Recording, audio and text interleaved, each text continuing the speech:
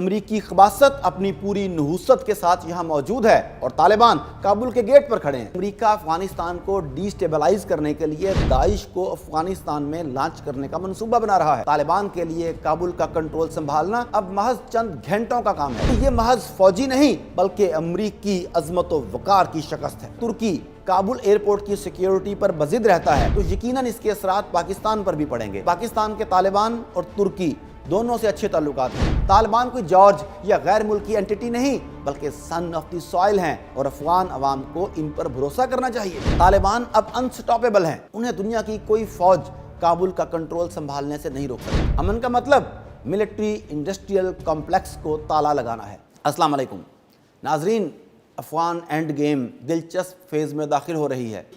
एक तरफ काबिज अमरीकी और इसके इत्तेहादी फौजें भाग रही हैं तो दूसरी तरफ अफगानिस्तान की मिलिट्री और सिविल ब्यूरोक्रेसी ताश के पत्तों की तरह तालिबान के आगे ढेर हो रही हैं।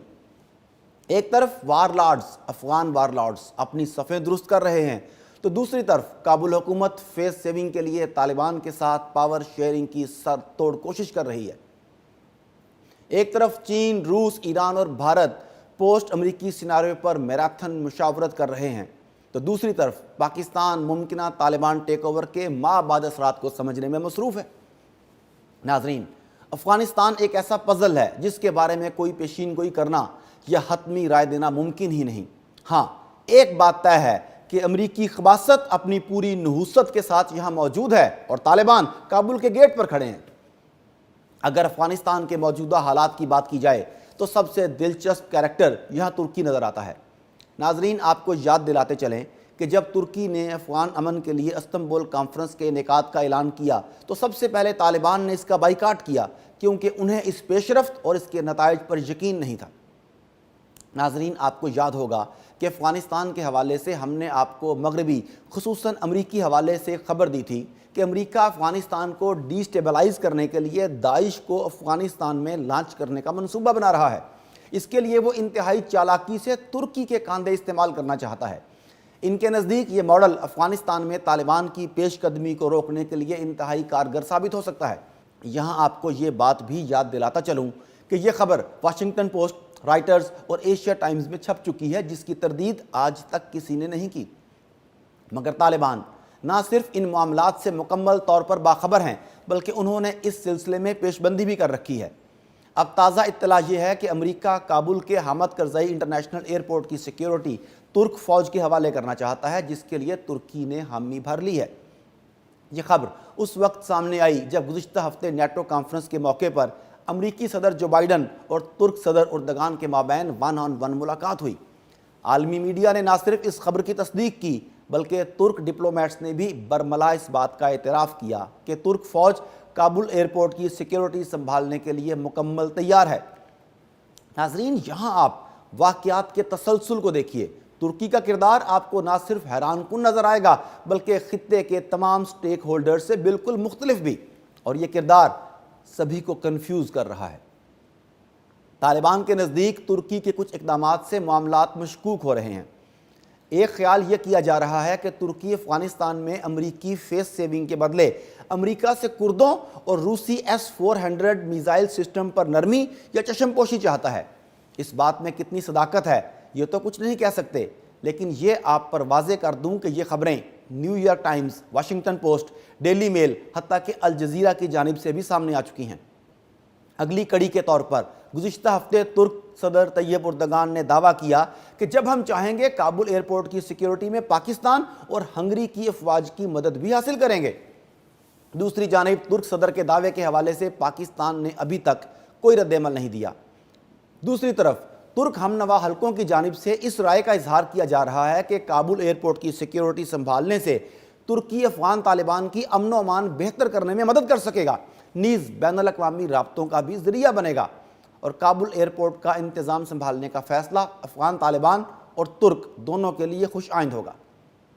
नाजरीन, अब एक अहम सवाल ये है कि अमरीका के लिए काबुल एयरपोर्ट की सिक्योरिटी इतनी अहम क्यों है।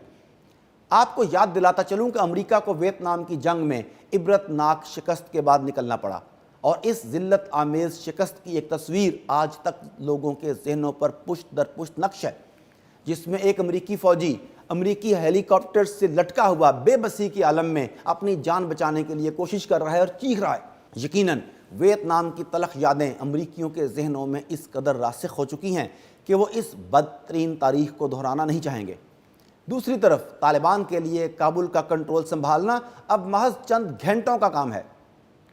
ناظرین، امریکہ نے افغانستان میں 20 سال تک اپنی پوری عسکری، معاشی اور سیاسی طاقت کی آزمائش کی، لیکن انجام ویتنام سے بھی بدتر ہوا۔ خود امریکی زعماء اس بات کا اعتراف کرتے ہیں کہ شکست کا یہ داغ امریکی روح کو ہمیشہ گھائل کرتا رہے گا، کیونکہ یہ محض فوجی نہیں بلکہ امریکی عظمت و وقار کی شکست ہے۔ آپ اندازہ لگائیں کہ محض چند ہزار طالبان نے کیسے دنیا کی سب سے طاقتور فوج اور اس کے حواریوں کو ان کی ٹیکنالوجی سمیت ملیا میٹ کر دیا۔ بلا شبہ یہ شکست مغربی سامراج کا رہتی دنیا تک پیچھا کرتی رہے گی۔ ناظرین، اس صورتحال کا دوسرا اہم پہلو یہ ہے کہ ترکی کے 500 کے لگ بھگ فوجی افغانستان میں نیٹو مشن کے تحت تعینات ہیں، جو پچھلے 3-4 برسوں سے کابل ایئرپورٹ کی سیکیورٹی سنبھالے ہوئے ہیں۔ کابل ایئرپورٹ کی اہمیت اس وجہ سے بہت زیادہ ہے کہ اس کے ذریعے آمد و رفت جاری رہے گی اور نیٹو کی افواج کا انخلا بھی یہیں سے ہوگا۔ اس کے علاوہ افغانستان میں کیونکہ امریکی سفارت خانہ بھی موجود ہوگا تو ان کا آنا جانا بھی اسی ایئرپورٹ سے جاری رہے گا۔ یہ ایئرپورٹ انہی وجوہات کی بنا پر امریکہ کے لیے خاصا اہمیت کا حامل ہے۔ اب کہنے کو تو یہ ترکی اور امریکہ کے درمیان ایئرپورٹ کی سیکیورٹی کا معاملہ ہے، لیکن طالبان اس معاملے کو بالکل الگ انداز سے دیکھتے ہیں۔ طالبان کا روز اول سے موقف یہ ہے کہ غیر ملکی افواج کے انخلا کا مطلب تمام غیر ملکی افواج بشمول ترکی۔ طالبان کے نزدیک چونکہ ترکی نیٹو کا رکن ملک بھی ہے، اس لیے افغانستان میں ان کے فوجی مشن کا کوئی جواز نہیں بنتا۔ کچھ ڈپلومیٹک سرکلز کا کہنا ہے کہ ترکی کے حکام کی طالبان سے اس معاملے پر بات چیت شروع ہونے والی ہے اور وہ طالبان کو ایئرپورٹ کی سیکیورٹی کے حوالے سے قائل کر لیں گے۔ اب دیکھنا یہ ہے کہ طالبان ترکی کے مطالبے کو نظر انداز کرتے ہیں یا لچک دکھاتے ہیں۔ آئندہ چند دنوں میں یہ بات بھی واضح ہو جائے گی۔ دوسری جانب امریکہ پہلے ہی کہہ چکا ہے کہ کابل ایئرپورٹ کی حفاظت کے لیے ترکی کی ہر ضرورت پوری کی جائے گی۔ ناظرین، طالبان کے برادر ملک ترکی کے حوالے سے تحفظات نئے نہیں ہیں۔ طالبان کے سب سے بڑے سیاسی اور عسکری دشمن جنرل رشید دوستم کو ترکی نے نہ صرف سیاسی پناہ دے رکھی ہے بلکہ وہ پوسٹ امریکہ افغانستان میں اسے اہم کردار دینے کی کوششوں میں بھی مصروف ہے۔ دوستم ازبک ترک ہیں، اس لیے ترک قیادت کا ان کے لیے نرم گوشہ رکھنا کوئی انوکھی بات نہیں۔ اب رہی بات پاکستان کی، تو افغانستان میں امریکہ، ترکی اور دیگر ممالک کی جو بھی پالیسیاں ہوں، پاکستان اس سے لا تعلق نہیں رہ سکتا۔ پڑوسی ہونے کے ساتھ ساتھ پاکستان بھی افغان اینڈ گیم میں انتہائی اہم سٹیک ہولڈر ہے، لہٰذا تیزی سے بدلتے حالات میں پاکستان کا کردار انتہائی اہمیت اختیار کرتا جا رہا ہے۔ آپ اندازہ لگائیں کہ اگر ترکی کابل ایئرپورٹ کی سیکیورٹی پر بضد رہتا ہے تو یقیناً اس کے اثرات پاکستان پر بھی پڑیں گے، کیونکہ پاکستان کے طالبان اور ترکی دونوں سے اچھے تعلقات ہیں۔ اب افغانستان میں ترکی کا کردار کیا ہوگا، اس کے لیے ہمیں طالبان کے حتمی رد عمل کا انتظار کرنا ہوگا، مگر یہ طے ہے کہ طالبان کسی صورت غیر ملکی طاقتوں کو برداشت کرنے کو تیار نہیں۔ ترکی برادر اسلامی ملک ضرور ہے، لیکن وہ اپنی مجبوریوں کی وجہ سے امریکی قیادت میں قائم نیٹو کا حصہ بھی ہے۔ ناظرین، یہاں ہم یہ بھی جانتے ہیں کہ طالبان نے اپنے ڈپلومیٹک انداز بہت بدلے ہیں اور مذاکرات کی میز کو انہوں نے دشمن کے حق میں پلٹنے نہیں دیا۔ اسی میچورٹی کا نتیجہ یہ ہے کہ انہوں نے حال ہی میں افغان عوام خصوصاً خواتین کو پیغام دیا ہے کہ ان کے حقوق سلب نہیں ہوں گے بلکہ اسلام کی روح کے مطابق انہیں مکمل تحفظ دیں گے۔ یہ اس بات کی طرف اشارہ ہے کہ افغان عوام کو غیر ملکی طاقتوں پر انحصار کرنے کی قطعاً ضرورت نہیں۔ طالبان کوئی جارج یا غیر ملکی اینٹی نہیں بلکہ سن آف دی سوائل ہیں اور افغان عوام کو ان پر بھروسہ کرنا چاہیے۔ ناظرین، افغانستان کے حالات دنوں میں نہیں گھنٹوں میں تبدیل ہو رہے ہیں۔ ایک جانب افغانستان کا موجودہ سیٹ اپ مکمل طور پر کولیپس کر رہا ہے تو دوسری جانب طالبان افغان فوج کو روندتے ہوئے کابل کی جانب پیش قدمی کر رہے ہیں۔ طالبان دشمن عناصر بھی مزار شریف سے پنجشیر اور ہرات تک اپنی صفیں درست کرنے میں مصروف ہیں۔ آنے والے چند ماہ میں افغانستان میں صورتحال کیا رخ لیتی ہے، اس کا انحصار 4 بنیادی عناصر پر ہے۔ اول، کابل انتظامیہ اور باقی جو سیاسی اور عسکری قوتیں ہیں جن میں دوستم، گلبدین حکمت یار، عبداللہ اور حامد کرزئی شامل ہیں، کیا ان سب سے طالبان کی بات چیت ہوگی اور کوئی معاہدہ پایہ تکمیل تک پہنچے گا؟ دوسرا پہلو افغانستان کی سیکیورٹی فورسز کا ہے، جن کی تعداد تقریباً 3 لاکھ ہے۔ طالبان کی پیش قدمی کے باوجود ان کا کردار بہرحال اہم ہے۔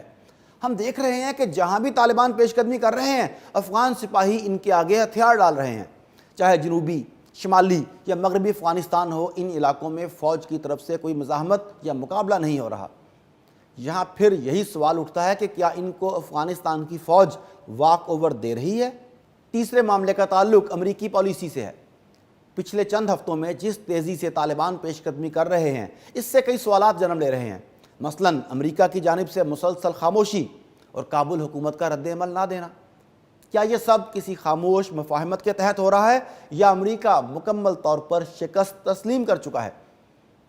ناظرین، چوتھا اور سب سے اہم معاملہ خانہ جنگی کا خطرہ ہے، جس کا سب سے زیادہ نقصان پاکستان کو ہوگا۔ اگر طالبان کی مسلسل پیش قدمی جاری رہتی ہے اور افغان وار لارڈز بھی اپنے لشکر میدان میں اتار لیتے ہیں، تو خدشہ ہے کہ نئی پراکسی جنگ شروع ہو جائے گی، جس کے خطے خصوصاً پاکستان پر بھیانک اثرات مرتب ہو سکتے ہیں۔ اور پاکستان کسی صورت نہیں چاہے گا کہ افغانستان عالمی اور خطے کے ممالک کے درمیان اکھاڑا بن جائے، کیونکہ ہر ملک کے اپنے اپنے مفادات ہوتے ہیں۔ اس لیے کوئی بعید نہیں کہ افغانستان ایک بار پھر اپنوں اور غیروں کے درمیان سینڈوچ بن جائے۔ ناظرین، جیسا کہ میں نے پہلے ہی اس بات کا اشارہ دیا ہے کہ افغانستان کے معاملے میں حتمی پیشین گوئی کرنا انتہائی مشکل ہے، تاہم 2 معاملات جن پر میری رائے ایک ہے، وہ ہے طالبان کی فتح اور امریکی خباثت۔ طالبان اب انسٹاپیبل ہیں، انہیں دنیا کی کوئی فوج کابل کا کنٹرول سنبھالنے سے نہیں روک سکتی۔ انہوں نے ثابت کر دیا ہے کہ انہیں طاقت کے ذریعے زیر کرنا ممکن نہیں۔ اصل معاملہ یہ ہے کہ کابل ٹیک اوور کے بعد کیا ہوگا، اس کے لیے ہمیں انتظار کرنا ہوگا۔ دوسرا معاملہ امریکہ کا ہے۔ یہ بات واضح ہے کہ افغانستان میں اگر کوئی طاقت امن کی خواہاں نہیں تو وہ ہے امریکہ۔ امریکہ دنیا کا واحد ملک ہے جس کے لیے امن ڈیتھ وارنٹ ہے۔ امریکہ چونکہ دنیا میں صرف جنگ ایکسپورٹ کرتا ہے، لہٰذا وہ افغانستان میں امن کبھی نہیں چاہے گا۔ امن کا مطلب ملٹری انڈسٹریل کمپلیکس کو تالا لگانا ہے۔ امریکہ چونکہ دنیا میں نفرت، بربادی، تباہی اور داعش جیسے عناصر ایکسپورٹ کرتا ہے، لہٰذا وہ آگ لگاتے ہی رہیں گے۔ مگر افغانستان کی سرزمین پھولوں کا گلدستہ نہیں بلکہ کانٹوں کی سیج ہے، جسے آج تک کوئی نہیں چن سکا۔ جس نے حماقت کی، اس کا انجام تاج برطانیہ، سوویت یونین اور امریکہ جیسا ہوا۔ اب امریکی ذلت آمیز شکست کے بعد کون کانٹوں کی اس سیج کو اٹھانے کے لیے تیار ہوتا ہے، اس کے لیے ہمیں چند دنوں کا انتظار کرنا ہوگا۔